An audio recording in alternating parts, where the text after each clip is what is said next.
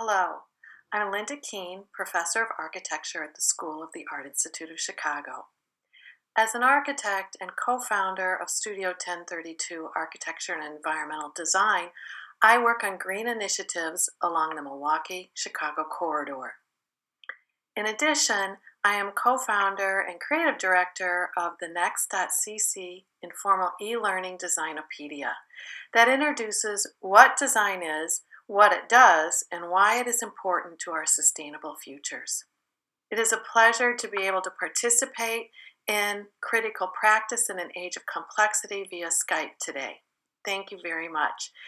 I will be introducing two different levels of citizen activism, one from a college course at the School of the Art Institute of Chicago, Eco Design Riverworks, and the findings that students researched and engaged to share with sixth grade public school girls.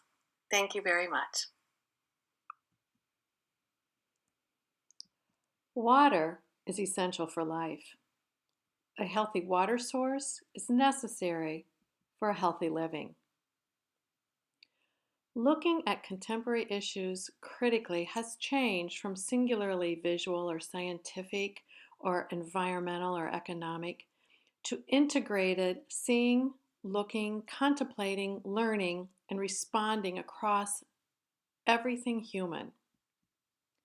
You may know very well these two designers, Ray and Charles Eames, looking at the world as we imagine it constructed with Einstein's theory of relativity, looking at everything large to quantum physics, looking at the world to everything small and nanoscale as the next economic revolution.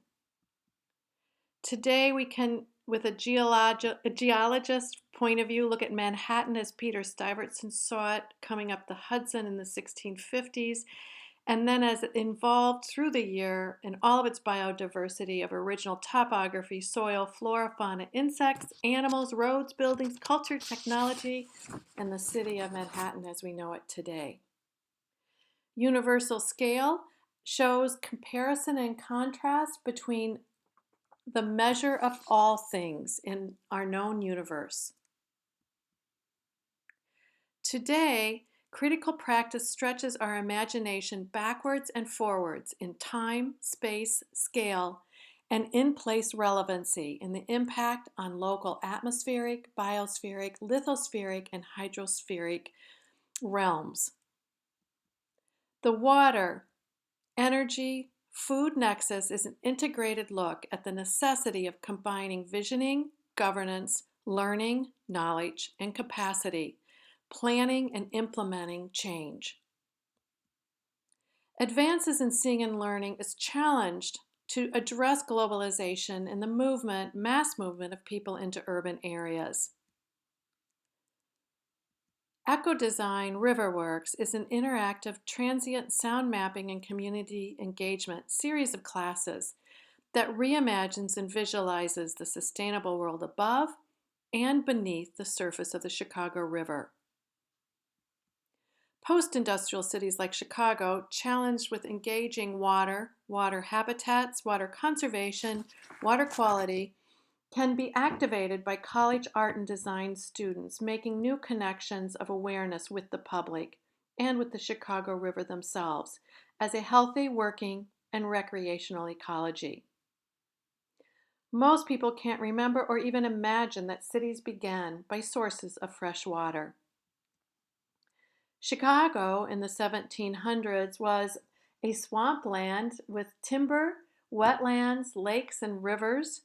And in 1900, engineers, in one of the masterful feats of the world, reversed the natural flow of the North and North Shore channel branches of the river that flowed into Lake Michigan, and with a series of locks, brought Lake Michigan water into the rivers and then reversed the flow down to the Chicago Sanitary and Ship Canal, Des Plaines River, the Mississippi, and the Gulf of Mexico. And why was this done? It was done because the city had polluted the drinking water so terribly that it was affecting the intake in Lake Michigan, bringing fresh water. Here you see Chicago today The flora and fauna has been stripped. It is an industrial city, and yet water is essential to life.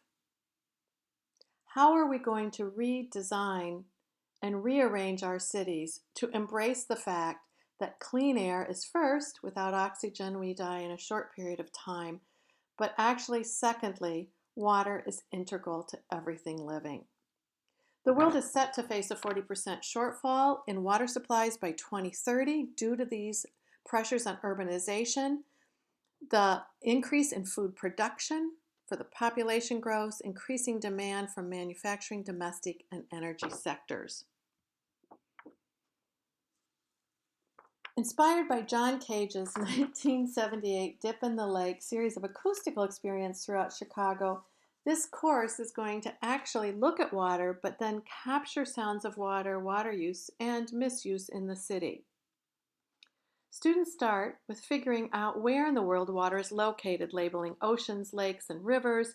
And it's amazing so few, both college and in K-12, really understand that 90% of the water in the world is salty, and that out of the 3% that is drinkable, only a small portion in our rivers and underground aquifers are available. Students look at where they are living all of a sudden on the shores of Lake Michigan, and they look at the city of Chicago in ways to communicate to the public that they are part of a water system. Students are amazed to learn of the importance of the freshwater resource of the Great Lakes of the U.S., for the U.S., and for the world.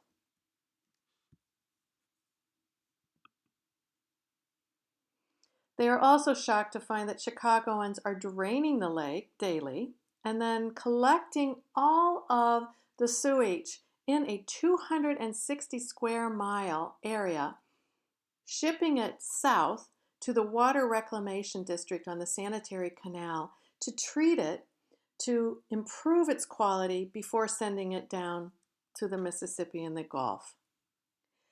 With all of these engineering feats, they are beginning to think about the time it will take to filter water in the Great Lakes of the pollution. In fact, they think about water quality and aging infrastructure with lead pipes and water consumption when much of the world is looking to increased water shortages. Sadly, if people stop to look, our rivers are majorly polluted, and that means our city's water sources and groundwater are polluted. And they begin to look at the rivers in a different way, not as a casual way to empty garbage or actually as something where everything is just dumped, but as the actual capillaries of the earth, as the capillaries of our body. So we take them to the river. Some of them, believe it or not, have only crossed the river in buses. And here they are with new eyes and thoughts as they head to a place they usually spend little time around. They examine the surfaces and activities of people, machines, water, and buildings. They walk along the newly completed River Walk by Carol Ross Barney and Associates. It starts with the marina where you can pull up kayaks and boats and stop for refreshment, to the amphitheater where music can occur or events can happen. We can have a floating theater. To the splash pad, always fun to cool off for any age. And then really the most ecological and environmentally progressive, the jetty, complete with fish hotels underwater and phytoremediation by riverine plants.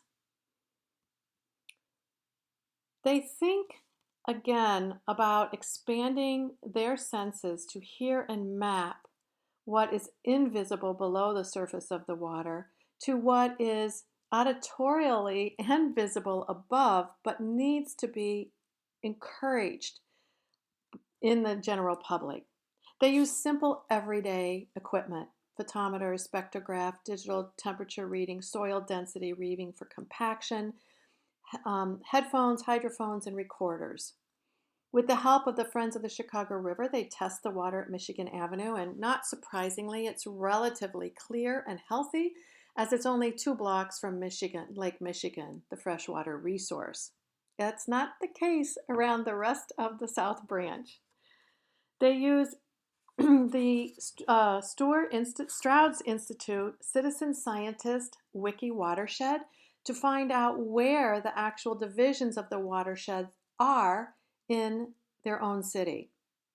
They can select different sites in the city and right away see what the evapotranspiration, runoff, and infiltration of different amounts of rain, such as they got in Houston and other places in the South this past season.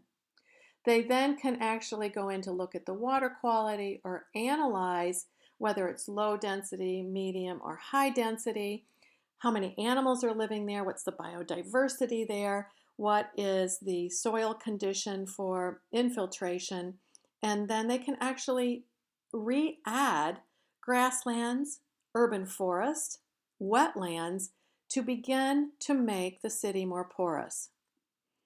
The City of Chicago Green Roof website, created by School of the Art Institute of Chicago students a while back, actually has expanded to show many actions of keeping the rooftops of the city permeable, even though the ground plane is not.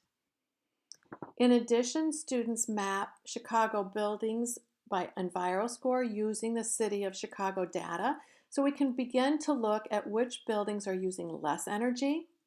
The students were sad not to be able to access which buildings are using low flush or energy on hot water on demand products, which means many of these buildings, if they involve domestic or apartment or condo living, have hot water heaters that 24 hours a day keep those showers waiting even when people are out of the country, out of the town, or just at work. They combine that with the Atlas of Urbanism to look at biodiversity of buildings, to see that in fact areas where complete historic districts have been torn down and new buildings built up, that is this biodiverse enough for our populations, for our mixed incomes, for the things a city needs to have in every neighborhood to coexist. They, of course, check the walk score and find that it's a very walkable district, and then decide that they want to focus on bringing the flora and the fauna, the life above and below the water, into the public imagination. So they began as designed object students and our education students to produce a series of products that don't exist right now that might actually be really helpful in introducing people. And I'm sorry we don't have her microorganism, phytoplankton, and zooplankton plushies, which are quite engaging. They also then began to look at the series of data that is so well collected in a new epic book, The Third Coast, a prelude, Atlas of the Third Coast, a prelude to a plan, which combines all of these mappings of key information in one place, that actually that phytoplankton and zooplankton population is declining because of first the invasive zebra mussel density, and then now you can see it's completely filled with the quagga mussel. The quagga mussel has killed off the zebra mussel because it can take a glass of lake water and purify it, clean all of its algae, eat all of its microorganisms, and leave nothing for any animals or fish. This led them to understand the water food connection, that the fishing industry is overfishing because of the growth of population, the also decrease in phytoplankton that scientists are not quite sure, that also they are beginning to believe that the phytoplankton and the algae blooms in the ocean create a large part of the oxygen in our atmosphere. So they're beginning to link these things to other things. So EcoDesign RiverWorks River Listening is actually inspired by the work of Dr. Leah Barkley, UNESCO Biosphere Reserve Listener, and Eric Leonardson, Midwest Acoustic Ecologist Association President. And that is making the public aware of the city as a sonic space. Listening is inevitably spatial. And so, what birds and animals can we hear in the city? What sounds of wind and water? What sounds of emotion, happy, sad, stressed, or excited? Are all of these sounds destroyed by the sounds of vehicles and machinery?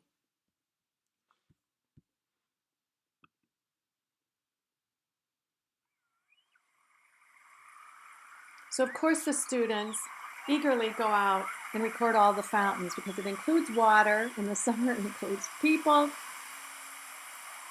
We also studied the decibel range, and it's interesting that pouring water in either pumped waterfalls or in jets comes in at about 64 decibels. And not only is it refreshing and nourishing, it covers many of the city sounds. You can still hear the siren here, but these people, because of the sound of water, are enjoying themselves. They are gathering as community. It is for pleasure. And on the other side of the world, people are going to streams for necessity of life. And this issue now with the fountain map that you'll see in a minute will begin to show these fountain sites with all their history, with their pleasure, with their sonic sounds, but then also with facts about water deprivation and water shortage on the other side of the world. So the sound mapping of cities. We talked about the fountain map, so you can see this was part of a Taking the Waters exhibit as part of the Chicago Architectural Biennial this past fall. But you can see the spectrum view that we're looking at. You can hear and listen with the code readers at the exhibit. You could enter these sites on your phone. You could check out the EnviroScore, listen to the fountains. You could recognize this Great Lakes fountain and then see it run from the highest lake and the deepest lake down to the lowest lake and out to the Mississippi, or pardon me, out to the Atlantic. The Apparatus map is actually a worldwide map, and its aim is to record cities like the Stockholm mission that have sound environments within the city that are conducive to relaxation and a reconnection to the place that people are at. This is the students under the leadership of Eric Leonardson making the hydroponic listener, and here we are with our one sound. See if you can hear the difference. That's our fish.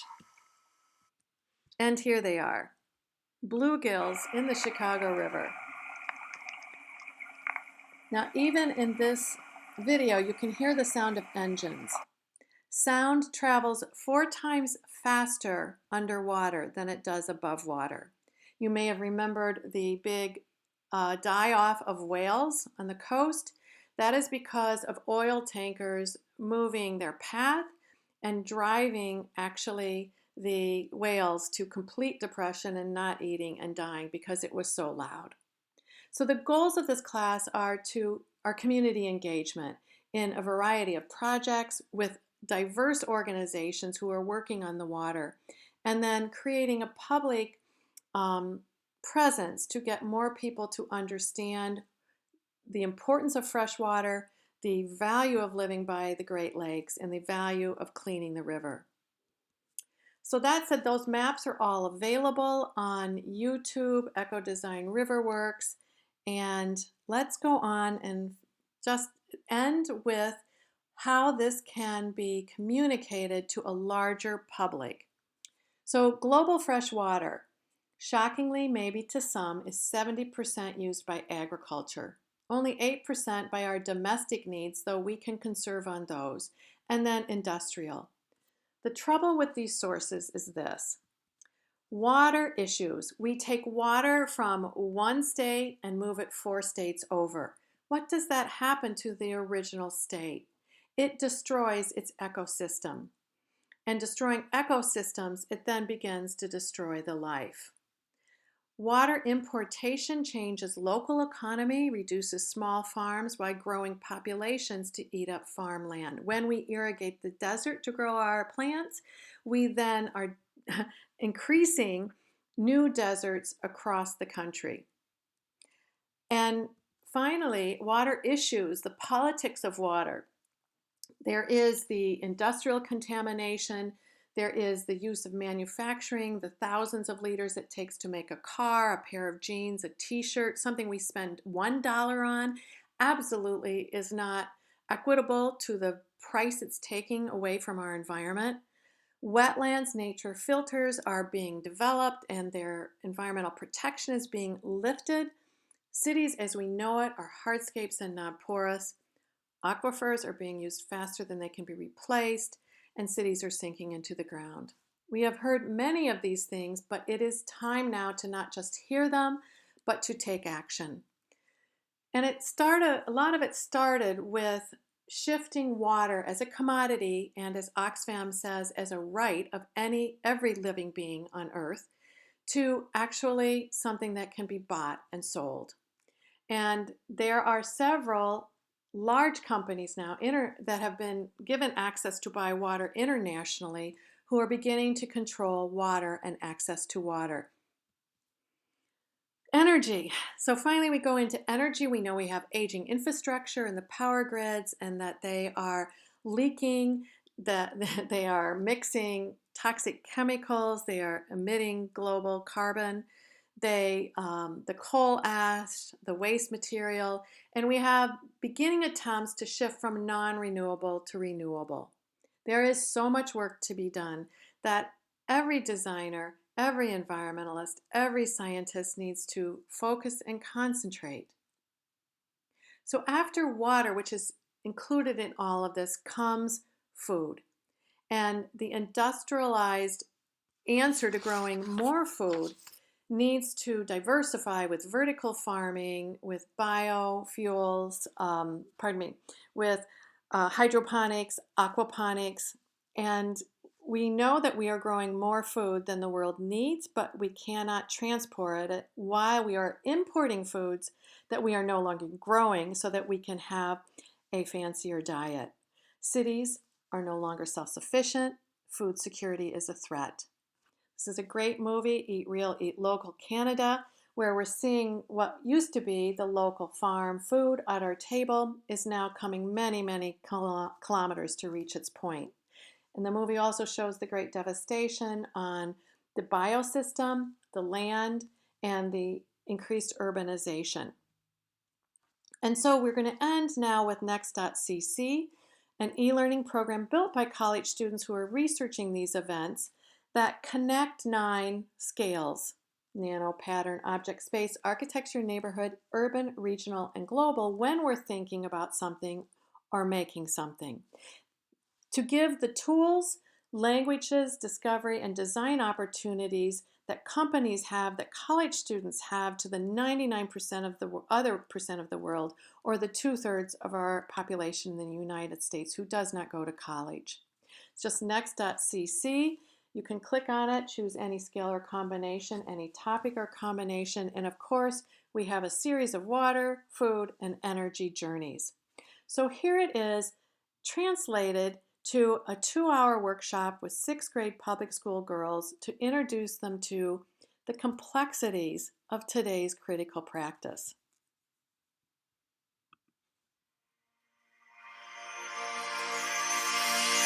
In Chicago in 1911, 8th grade public school students were given a copy of the WACR Manual, an urban primer for municipal economies. Like the WACR Manual sharing of great designers of great cities, today's primer introduces sustainable systems as ways to connect the ecology of place with people. In 2016, students are given access to Next.cc's Designopedia to imagine cities of the future. Girls think about balancing a compass with nature, well-being, economy, and society. As global populations seek new opportunities in urban areas, girls think about making cities that work like nature, with living systems like the ones that work in their bodies. Girls are charged with providing clean water, local food, and renewable energy and creation of walkable, mixed-use, mixed-income, place-based neighborhoods.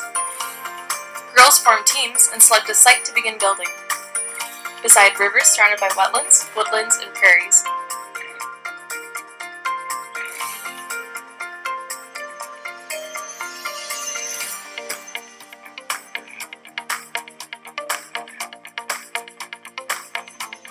They place single-family farmhouses using NEXT.cc's Green Home Journey.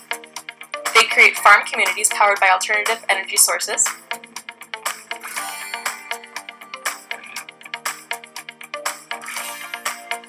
Girls choose leadership roles and travel to meet with career mentors to prepare their cities. Mayors talk about responsibilities: listening, thinking, writing, speaking, collaborating, and leading. They learn about their envisioning and governing a city.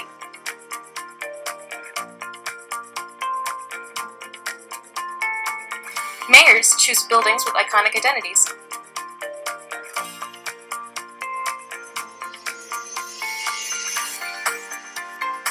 Health and well-being leaders provide clean water, local food, and walkable neighborhoods.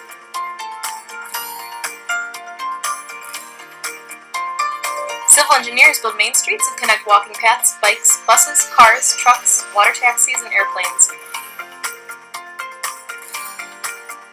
They incorporate renewable energy sources to power their cities.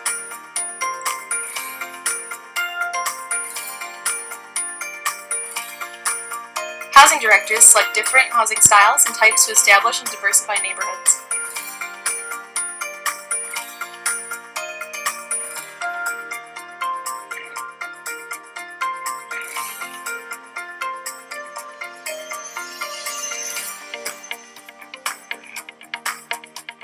Commercial developers create commercial corridors where people can purchase the supplies, services, and systems they need to live, work, learn, and play.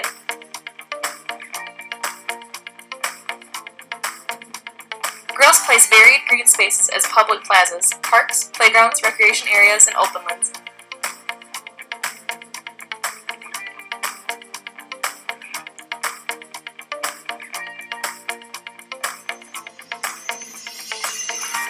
Education directors place learning environments for all ages with nature play areas throughout the city.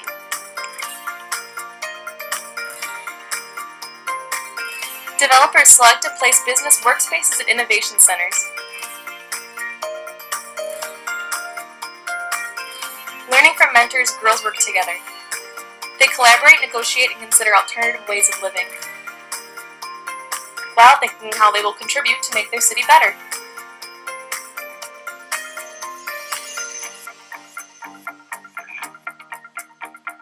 Girls design ecopolises.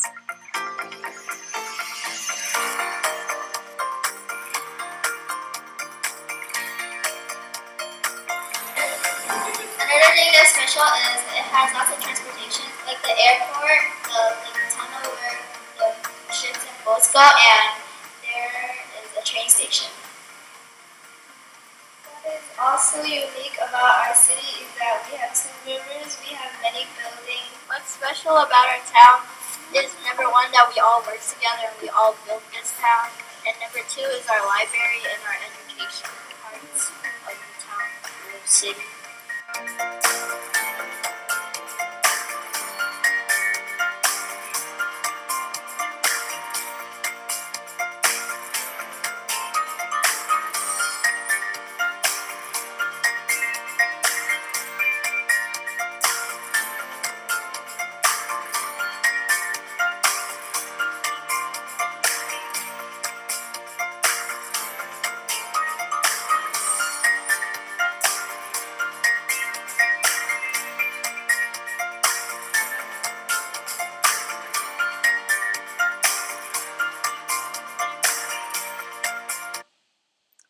So thank you very much for this opportunity to talk about a critical practice that connects college education to democratization of K-12, so that children, a quarter of our population, are introduced to these complexities and actually embrace working with them in a fun and free manner while they're learning about the complications and the issues that need to be solved.